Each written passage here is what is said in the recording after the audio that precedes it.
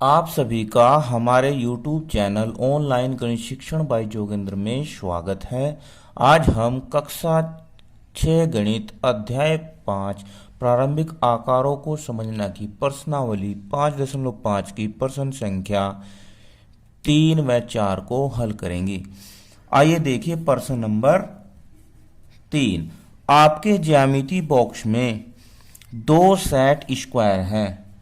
इनके कोनों पर बने कोणों के माप क्या है? क्या इनमें कोई ऐसी माप है जो दोनों में उभयनिष्ठ है? देखिए, इस प्रश्न में कहा गया है कि आपके ज्यामिति बॉक्स में दो सेट स्क्वायर है।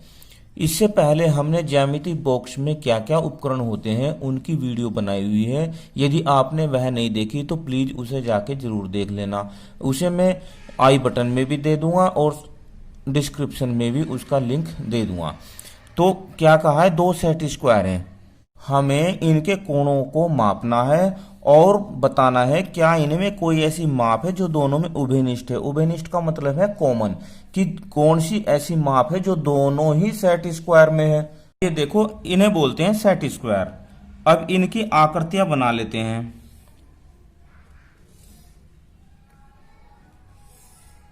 ये इसकी आकृति हो गई और ये दूसरे सेट स्क्वायर की आकृति हो गई।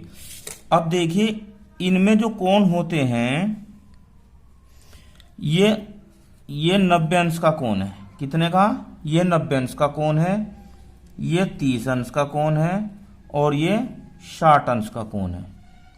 दूसरे में इसमें ये 90 अंश का कोण है, ये 45 अंश का कोण है और ये 45 अंश का कोण है। अब उसने कहा है कि इनके जो कोण हैं, इनके कोणों की जो माप है, क्या इनमें कोई ऐसी माप है जो दोनों में उभयनिष्ठ है, यानी कि दोनों में जो कॉमन है। अब आप देखकर बताइए कि दोनों में कोई सी माप कॉमन है या नहीं है। देखिए ध्यान से, 90 45 45, 90 60 30। तो अब आप देख कर जान चुके होंगे कि कौन सी नाप है इसमें। कोण 90 दोनों सेट स्क्वायर में उभयनिष्ठ है। उभयनिष्ठ है। क्या है?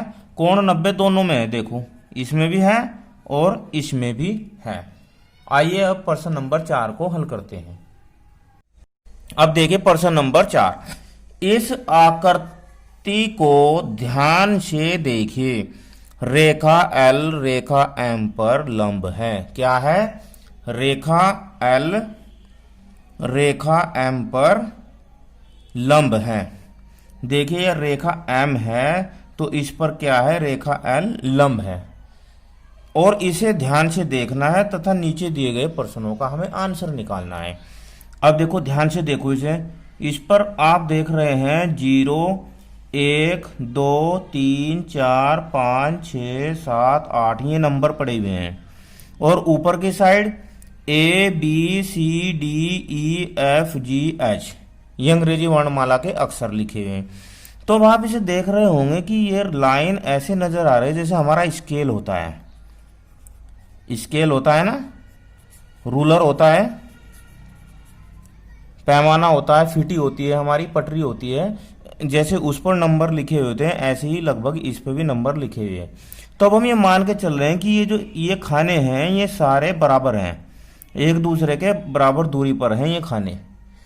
तो अब देखो, इसमें हमें ये तो दिया नहीं कि सेंटीमीटर है या मीटर है, पर हम ये मान के चलेंगे कि एक खाना 1 यूनिट, एक खाना 1 यूनिट मान के चलेंगे। 1 यूनिट या मात्रक, एक मात्रक, ये मान के हम इसे चलेंगे कि ये सारे बराबर हैं। अब देखो, ए में क्या कहा है, क्या CE बराबर EG। CE देखो कहाँ, CE तो CE 2 खाने हैं, एक खाना ये एक खाना ये, तो CE बराबर 2 मात्रक हो गया। ठीक है, और दूसरा क्या है? EG भी 2 मात्रक है। EG 2 मात्रक है ये भी, यानी कि 2 खाने हैं। तो उसने कहा क्या ये बराबर है, देखो 2 ये है 2 ये है, तो ये क्या होगा, हाँ ये बराबर होगा। बी, क्या रेखा पीई रेखाखंड सीजी को समद्विभाजित करती है। समद्विभाजित का मतलब है 2 बराबर भागों में विभाजित करती है। अब पीई कहाँ है, पीई, ये पीई है। रेखा सीजी, सीजी, देखो सीजी यहां तक होगी, सीजी, ये सीजी होगी। अब सीजी को देख रहे हैं आप, तो सीजी में कितने खाने हैं, 1 2 3 4, यानी कि 4 मात्रक है। और पीई, पीई कहां पर है, देखो पीई से 2 इधर है और 2 इधर है। इसका मतलब क्या है, ये इसे समद्विभाजित 2 बराबर भागों में विभाजित कर रही है। तो इसका भी आंसर क्या आ जाएगा, हाँ इसका भी आंसर हाँ आ जाएगा। क्यों आ जाएगा, देखो सीई बराबर 2 यूनिट है और ईजी अभी निकाल लेते हम ना, ये भी 2 यूनिट है, ईजी भी 2 ही यूनिट है। तो 2 इधर हो गए 2 इधर हो गए। अब देखो इसके बाद सी में कोई 2 रेखाखंडों के नाम लिखिए, उनके लिए पीई लंब समद्विभाजक है, उनके लिए पीई लंब समद्विभाजक है। अब देखो हमें इस आकृति को देखना है पहले, तो पीई लंब समद्विभाजक है किस किस पर है, देखो अब देखो ये जो पीई है ये किसके बीच में है। तो अब आप देख रहे हो कि अगर हम यहां से यहां तक लेते हैं, तो देखो 1 2 3 4 5 6 खाने और बिल्कुल बीच में है पी। तो एक तो हो गया रेखाखंड बी एच, क्या होगा, बी एच। और दूसरा देखो, दूसरा रेखाखंड हम डी एफ भी ले सकते हैं, सी जी भी ले सकते हैं, यानी कि जिसे समद्विभाजित कर रहा है, तो इसे डी एफ भी ले सकते हैं, डी एफ। और इसे हम सी जी भी ले सकते हैं, देखो सी जी को भी ये समद्विभाजित कर रहा है पी। उसने क्या पूछा है, 2, क्या पूछा है, 2 बता दिया हमने, ये इसका आंसर हो गया। अब इसके बाद डी को हल करते हैं। अब डी में देखिए क्या निम्नलिखित सत्य है, इनमें सत्य असत्य बताना है हमें। तो ए सी बड़ा है एफ जी से, ए सी देखो कितना है, ए सी है यहां से यहां तक, तो ए सी बराबर है 2 मात्रक, कितना है, 2 मात्रक, 2 खाने।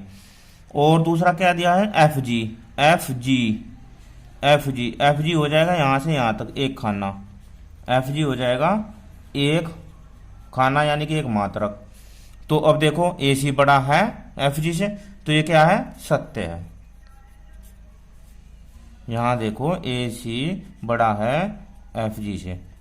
सेकंड को सी डी बराबर जी एच, सी डी देखो सी डी बराबर है 1 मात्रक, 1 खाना यानी कि। और जी एच भी 1 ही है, जी एच भी 1 मात्रक ही है।